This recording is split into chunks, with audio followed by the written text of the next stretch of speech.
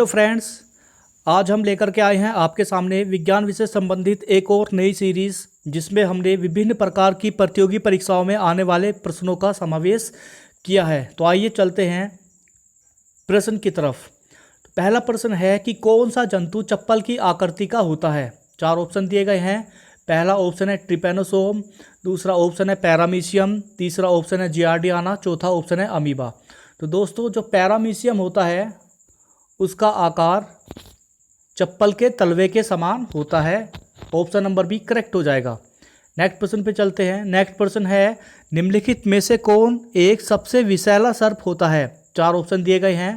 पहला ऑप्शन है वृक्षीय सर्प, दूसरा ऑप्शन है पायथन, तीसरा ऑप्शन है मुक्त सर्प, चौथा ऑप्शन है करैत। तो दोस्तों, जो करैत होता है वह सबसे विषैला सर्प होता है, इसलिए इसका ऑप्शन नंबर डी करेक्ट हो जाएगा। नेक्स्ट प्रश्न पे चलते हैं। नेक्स्ट प्रश्न है विद्युत मात्रा की इकाई है। चार ऑप्शन दिए गए हैं। पहला ऑप्शन है एम्पियर, दूसरा ऑप्शन है कूलाम, तीसरा ऑप्शन है एम्पियर, चौथा ऑप्शन वोल्ट। दोस्तों, विद्युत मात्रा की जो इकाई होती है वो याद रखना एम्पियर होती है। दोनों ऑप्शन इसके करेक्ट हो जाएंगे। नेक्स्ट प्रश्न पे चलते हैं। नेक्स्ट प्रश्न है हरा प्रोटोजोआ के नाम से किसको जाना जाता है। चार ऑप्शन दिए गए हैं। पहला ऑप्शन है लिशमेनिया, दूसरा ऑप्शन है युगलीना, तीसरा ऑप्शन है अमीबा, चौथा ऑप्शन है इनमें से कोई नहीं। तो दोस्तों, हरा प्रोटोजोआ किसको कहा जाता है। तो हरा प्रोटोजोआ कहा जाता है युगलीना को। युगलीना को हरा प्रोटोजोआ इसलिए कहा जाता है क्योंकि इसमें पर्णहरिम या क्लोरोफिल पाया जाता है और इस कारण ये प्रकाश संश्लेषण की क्रिया भी कर सकती है। और इसको यानी कि युगलीना को जंतुओं और पौधों के बीच की कड़ी भी कहते हैं, इसलिए इसका ऑप्शन नंबर बी करेक्ट हो जाएगा। नेक्स्ट प्रश्न पे चलते हैं। नेक्स्ट प्रश्न है निम्नलिखित में से किस जंतु में टीयर ग्रंथि नहीं होती। चार ऑप्शन दिए गए हैं। पहला ऑप्शन है बैल, दूसरा ऑप्शन है मनुष्य, तीसरा ऑप्शन है घड़ियाल, चौथा ऑप्शन है कुत्ता। दोस्तों, जो टीयर ग्रंथि या टीयर्स ग्रंथि होती है वह बैल में, मनुष्य में, कुत्ते में तो होती है, लेकिन घड़ियाल में नहीं होती है। याद रखिएगा, टीयर्स ग्रंथि घड़ियाल में नहीं होती है, इसलिए इसका ऑप्शन नंबर सी करेक्ट हो जाएगा। नेक्स्ट प्रश्न पे चलते हैं। नेक्स्ट प्रश्न है निम्नलिखित में से कौन सा कीट उपयोगी नहीं होता है। चार ऑप्शन दिए गए हैं। पहला ऑप्शन है रेशम कीट, दूसरा ऑप्शन है घरेलू मक्खी, तीसरा ऑप्शन है लेडी बर्ड, चौथा ऑप्शन है मधुमक्खी। दोस्तों, इसमें से जो घरेलू मक्खी होती है वह उपयोगी नहीं होती है, इसलिए इसका ऑप्शन नंबर बी करेक्ट हो जाएगा। नेक्स्ट प्रश्न पे चलते हैं। नेक्स्ट प्रश्न है रॉकेट की कार्य पद्धति किस सिद्धांत पर आधारित है। चार ऑप्शन दिए गए हैं। पहला ऑप्शन है न्यूटन का प्रथम नियम, दूसरा ऑप्शन है न्यूटन का द्वितीय नियम, तीसरा ऑप्शन है न्यूटन का तृतीय नियम, चौथा ऑप्शन है आर्किमिडीज का सिद्धांत। दोस्तों, जो रॉकेट के कार्य पद्धति होती है वह न्यूटन के तृतीय नियम पर आधारित होती है। न्यूटन के तृतीय नियम को क्रिया प्रतिक्रिया का नियम भी कहते हैं और इसलिए इसका ऑप्शन नंबर सी करेक्ट हो जाएगा। नेक्स्ट प्रश्न पे चलते हैं। नेक्स्ट प्रश्न सोलर सेल बनाने के लिए किस धातु का उपयोग किया जाता है। जो सोलर सेल बनाते हैं उसके लिए किस धातु का उपयोग किया जाता है। चार ऑप्शन दिए गए हैं। पहला ऑप्शन है स्टील, दूसरा ऑप्शन है सिलिकॉन, तीसरा ऑप्शन है अभ्रक, चौथा ऑप्शन है सीसा। दोस्तों, जो सोलर सेल बनाने के लिए धातु का प्रयोग किया जाता है उस धातु का नाम है सिलिकॉन, इसलिए इसका ऑप्शन नंबर बी करेक्ट हो जाएगा। नेक्स्ट प्रश्न पे चलते हैं। नेक्स्ट प्रश्न है पहला क्लोन पशु डोली कौन सा पशु था। चार ऑप्शन दिए गए हैं। पहला ऑप्शन है भेड़, दूसरा ऑप्शन है खरगोश, तीसरा ऑप्शन है शेर, चौथा ऑप्शन है हिरन। दोस्तों, जो पहला क्लोन पशु बनाया गया था जिसका नाम डोली था वह एक भेड़ था। ठीक है, इसलिए इसका ऑप्शन नंबर ए करेक्ट हो जाएगा। प्रश्न नंबर 10 पे चलते हैं। प्रश्न नंबर 10 कहता है कि रॉकेट किस सिद्धांत पर कार्य करता है। चार ऑप्शन दिए गए हैं।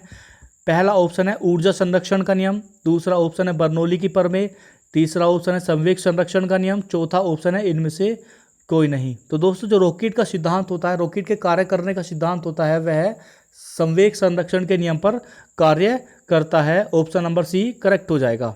नेक्स्ट प्रश्न पे चलते हैं। नेक्स्ट प्रश्न है मलेरिया रोग का वाहक है। चार ऑप्शन दिए गए हैं। पहला ऑप्शन है नर क्यूलेक्स, दूसरा ऑप्शन है मादा क्यूलेक्स, तीसरा ऑप्शन है नर एनाफिलेस, चौथा ऑप्शन है मादा एनाफिलेस। दोस्तों, जो मलेरिया रोग का वाहक होता है वह होता है मादा एनाफिलेस मच्छर। ठीक है, इसलिए इसका ऑप्शन नंबर डी करेक्ट हो जाएगा। प्रश्न नंबर 12 देखते हैं। प्रश्न नंबर 12 कहता है कि यदि हम भूमध्य रेखा से ध्रुवों की ओर जाते हैं तो जी का मान, 4 ऑप्शन दिए गए हैं। पहला ऑप्शन है घटता है, दूसरा ऑप्शन है बढ़ता है, तीसरा ऑप्शन है समान रहता है, चौथा ऑप्शन है इनमें से कोई नहीं। तो दोस्तों याद रखिएगा कि जब हम भूमध्य से रेखा से ध्रुवों की ओर जाते हैं तो जी का मान बढ़ता है। ऑप्शन नंबर बी करेक्ट हो जाएगा। दोस्तों इस वीडियो में हमने साइंस से रिलेटेड बहुत ही महत्वपूर्ण क्वेश्चन को रखा है, तो दोस्तों वीडियो को अंत तक जरूर कीजिएगा, और यदि वीडियो पसंद आए तो चैनल को सब्सक्राइब और वीडियो को लाइक ज़रूर कीजिएगा। चलते हैं नेक्स्ट वीडियो की तरफ।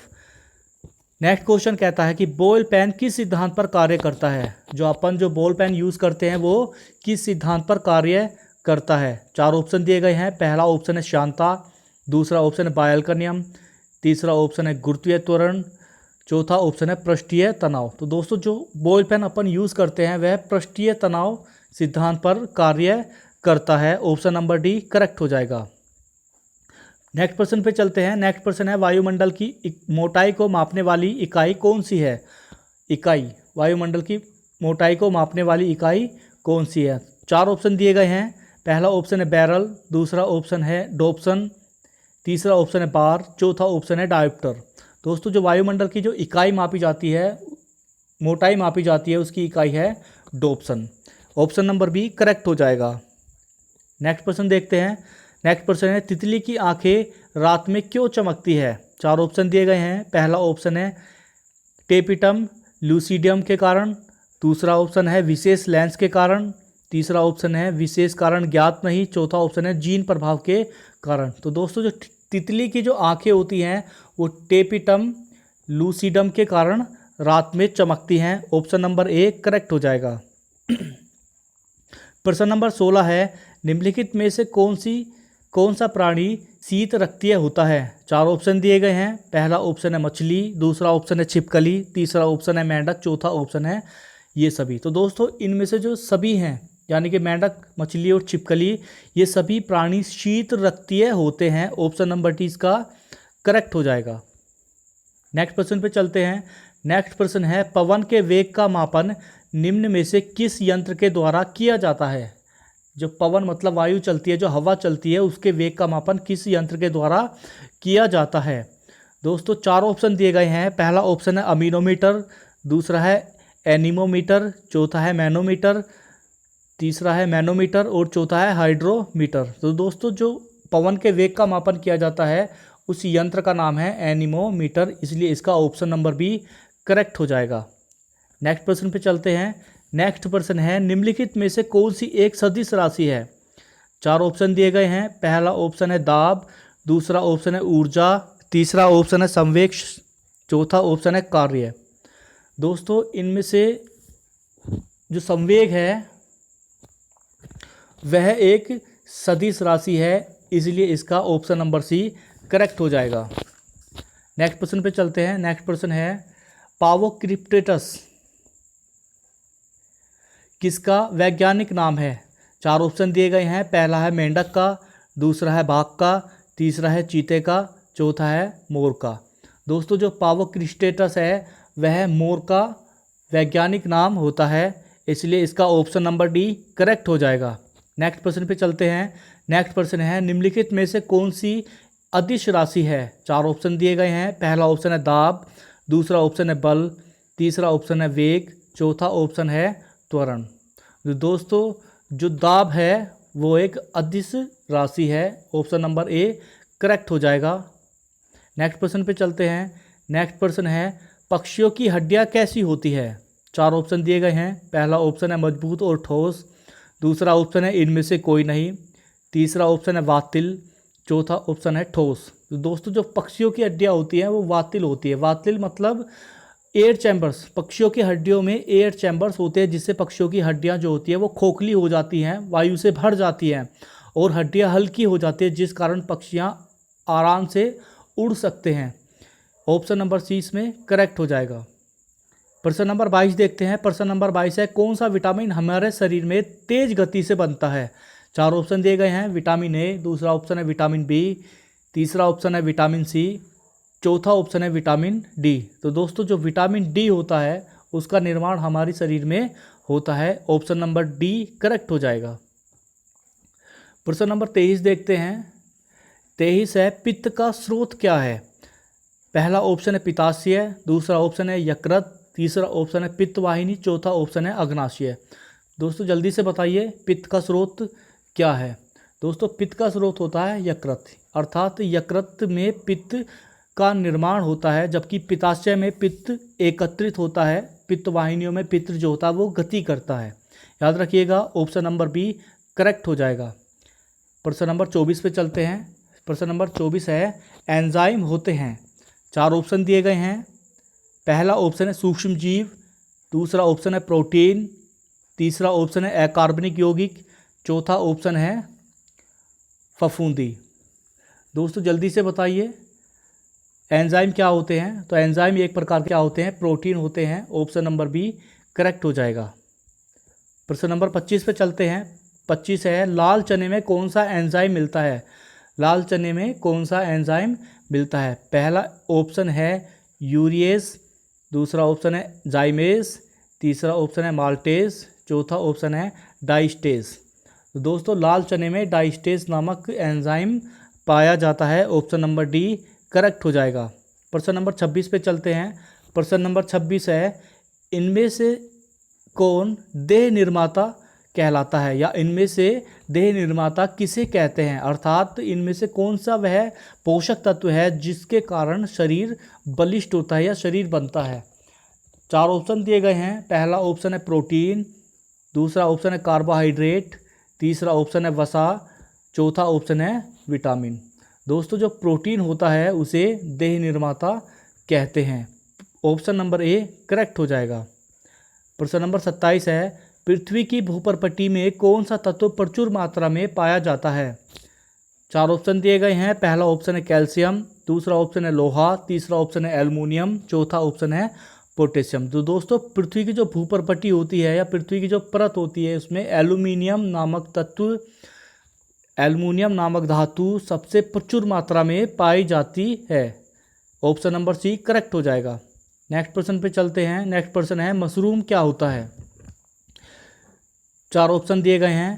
पहला है कवक, दूसरा है पशु, तीसरा है पौधा, चौथा है बैक्टीरिया। तो दोस्तों मशरूम एक कवक है। दोस्तों कवक एक ऐसा पौधा है जिसमें क्लोरोफिल नहीं पाया जाता, इसलिए ये प्रकाश संश्लेषण की क्रिया नहीं कर पाता। तो मशरूम कैसा होता है, मशरूम होता है कवक। मशरूम को किस कैटेगरी में रखेंगे, मशरूम को रखेंगे कवक की कैटेगरी में। ऑप्शन नंबर ए करेक्ट हो जाएगा। प्रश्न नंबर 29 पे चलते हैं। प्रश्न नंबर 29 है मोबाइल फ़ोन की बैटरी बनाने में कौन सी धातु मुख्यतः उपयोग में लाई जाती है। 4 ऑप्शन है। पहला ऑप्शन है कॉपर, दूसरा ऑप्शन है जिंक, तीसरा ऑप्शन है निकेल, चौथा ऑप्शन है लिथियम। दोस्तों जो मोबाइल फ़ोन की जो बैटरी होती है वह लिथियम से बनाई जाती है। ऑप्शन नंबर डी करेक्ट हो जाएगा। प्रश्न नंबर 30 है इलेक्ट्रॉन का एंटी पार्टिकल किसे कहा जाता है। 4 ऑप्शन दिए गए हैं। पहला ऑप्शन है प्रोटॉन, दूसरा ऑप्शन है पॉजिट्रॉन, तीसरा ऑप्शन है न्यूट्रॉन, चौथा ऑप्शन है फोटोन। दोस्तों जो इलेक्ट्रॉन का एंटी पार्टिकल होता है वो पॉजिट्रॉन होता है, इसलिए इसका ऑप्शन नंबर बी करेक्ट हो जाएगा। दोस्तों ये थी हमारी आज की प्रश्न सीरीज़। मैं उम्मीद करता हूँ आपको ये प्रश्न सीरीज़ अच्छी लगी होगी। और दोस्तों यदि यहाँ तक पहुँच गए हैं वीडियो को देखते देखते, तो आपसे एक निवेदन है कि चैनल को बिना सब्सक्राइब किए बिना और वीडियो को लाइक किए बिना मत जाइएगा। दोस्तों वीडियो को जितना ज़्यादा हो सके शेयर कीजिएगा। मिलते हैं अगली वीडियो में, तब तक के लिए नमस्कार।